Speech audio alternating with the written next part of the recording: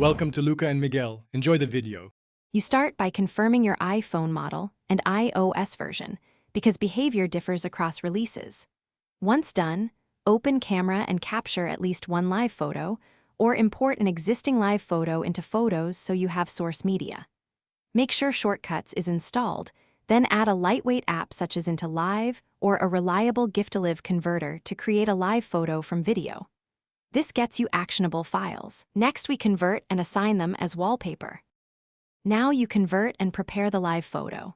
Open into Live or your converter, import the video or GIF, then set duration and quality. Shorter clips work more reliably, so trim to about 5 to 6 seconds.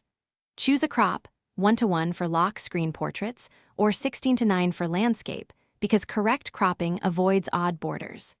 Export and save the new live photo back to Photos, then play it there to confirm the motion works before assigning it as wallpaper.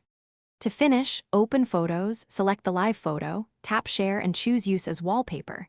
Ensure live photo is enabled, then set it as your lock screen. If the animation remains static, make sure Reduce Motion is off in settings, because that restricts parallax and live playback. If problems persist, reboot the iPhone, re-export the live photo at a slightly shorter length, and verify you're on an iOS build without a related bug. These steps complete the process and resolve common failures. Thanks for watching and please subscribe. It's the best investment you'll ever make.